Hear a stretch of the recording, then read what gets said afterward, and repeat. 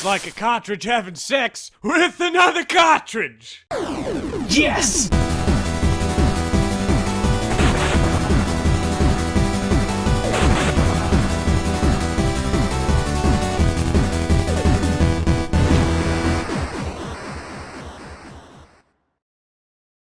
The Legend of Link, a Zelda to the past. Wait. Happy Black Friday, everyone! Welcome to another episode of The Completionist. And then I put a joke! I got nothing. The Legend of Zelda, a link to the past. A treasure in gaming history. I'm a firm believer that this is one of those games that taught the developers of today on how to make great instant classics. But Beardman! Ocarina of Time! Ocarina of Time! Ocarina of Time! Yeah, okay, let me say this.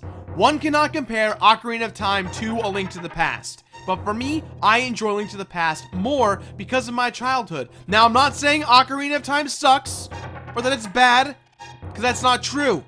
But A Link to the Past, to me, is one of those games that I admit I get very heavily drugged with nostalgia. Take them drugs!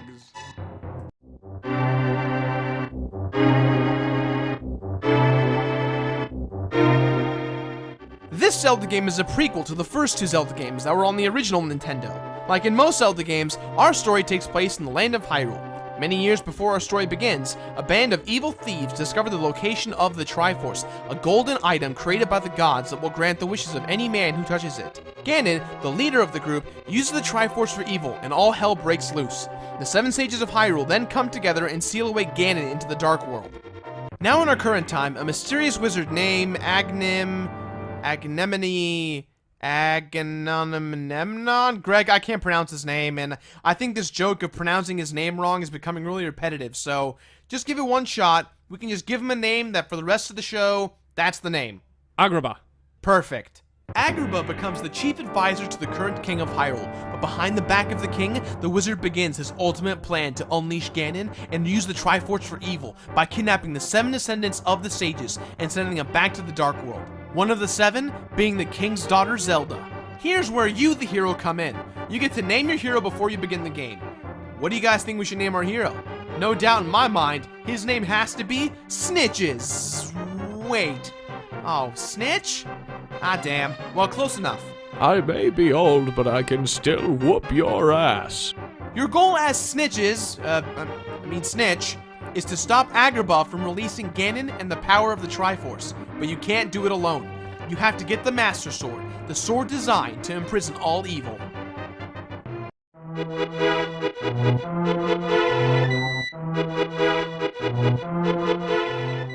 So you have to remember, prior to this Zelda, we had The Legend of Zelda and The Adventures of Link, which everyone can agree it was not the greatest game ever. It did well, and yeah, it was kind of fun, but the presentation was drastically different than the original. Most people don't even consider it to be a Zelda game. Nintendo decided to go back to the older vision that they had to go with the original, and I have to say, they made a solid call. I cannot imagine what this game would have been like had it been based on The Adventures of Link.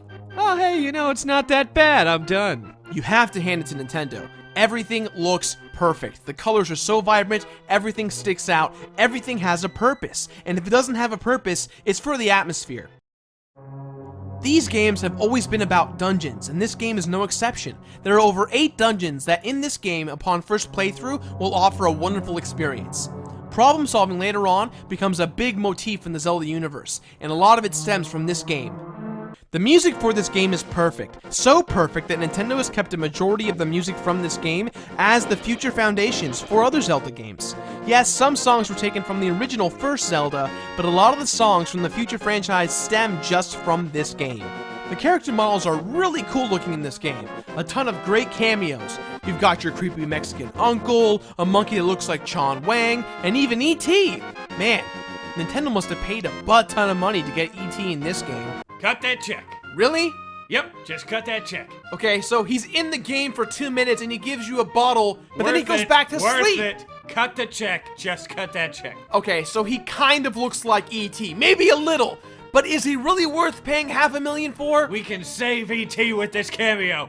The movie came out years before this game did. I can dream, can't I?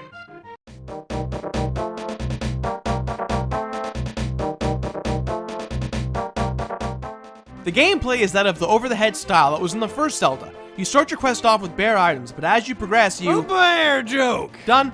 Nope, that's it. What? I'm done. I'm done with them. No more from here on out, Greg. No more. But you said you wanted more bear jokes! So sick of them. They take up so much time on the show. The episode was 4 weeks ago, Greg. 4 weeks ago! Bears!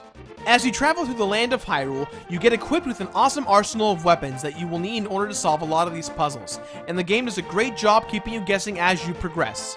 My absolute favorite thing to come from this game has to be the Pegasus boots. These boots help you dash really fast, and one of my favorite things to do was to just run into people, trees, enemies, without any regard for their or my own well-being. Ah, who am I kidding? Animal abuse is the best aspect of this game. Release the chickens! Along with finding gear, you can also upgrade the gear you have by throwing them into wishing wells. Fairies come out and offer you to upgrade your gear based on your honesty. But let's get something straight here. As a kid, no matter what any fairy would say, I threw every single item I had in there because I had no idea whether or not it would actually upgrade. Hey, listen! Stop it! God damn it! Stop it! You son of a motherfucking...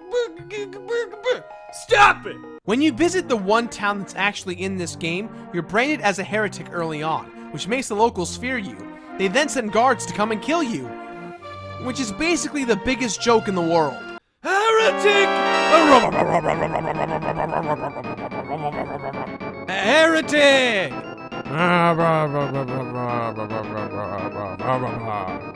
It's a heretic. When you kill enemies, they drop items such as hearts, bombs, arrows, or rupees. Rupees are your currency. Early game, you'll feel like you'll need them, but by end game, you'll have more than enough, especially since in the early game, you had bought all the big items you needed, like the Zora Flippers. In the originals, in order to upgrade your life bar, you had to find fairies or find a whole hidden heart somewhere.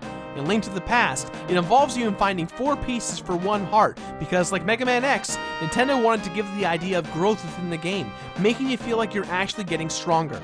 After you get the Master Sword, you must storm Hyrule Castle in order to save Zelda from Agrabah. When you storm the castle, he sends Zelda to the Dark World, making his last step of his plan come through, and he sends you there as well. From here on out, you can now travel in between the Light World and the Dark World. Using the magic mirror, you are able to manipulate the environment by discovering new areas, heart pieces, weapons, all kinds of things. Speaking of discovering, in my recent playthrough, I found a glitch that's worth mentioning. Now, I did cheat a bit and I found it through Google, but I want to share with you guys regardless. You usually have to wait until you get the Master Sword and fight Agrabah in Hyrule Castle before you can go to the Dark World. Yet I found a glitch that allows you to go earlier. You can beat more of the temple sooner, making the fight easier against Agrabah. But you know what? Don't let me explain it. Take it away, snitches. Glitches with Old Man Snitches. Alright, now you just have to back into this to start the glitch. And look at that, this bridge has suddenly disappeared, and now we've dropped into this Doom Canyon of sorts. You know, the last time I was in a Doom Canyon, Diablo was trying to fight me. But I told him no. No means no. Oh, a fairy.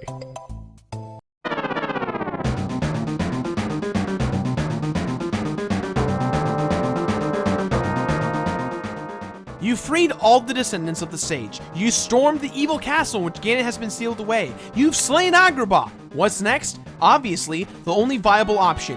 Kill Ganon and restore peace to the world. You know, when I was younger, this boss fight was really hard, but now I can do it with my eyes closed. All in all, Ganon is a great button to a great game. Although a part of me wishes there was another form that made the last boss more difficult. Or perhaps a secret boss. Or a secret boss. Or a secret boss! Awesome! That sounds... I'm gonna write awesome. The Legend of Zelda, Link to the Past. Do I really have to say anything more? Complete it! That's all the time we have for today, guys. So please leave a positive or negative comment in the boxes below. Also, don't forget to leave game suggestions, and don't forget to turn in your submissions for the I Believe in the Beard competition.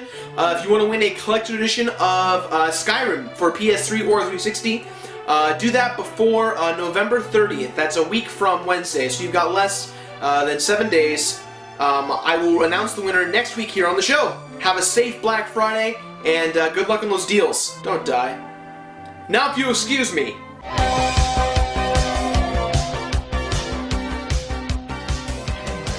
To the limit.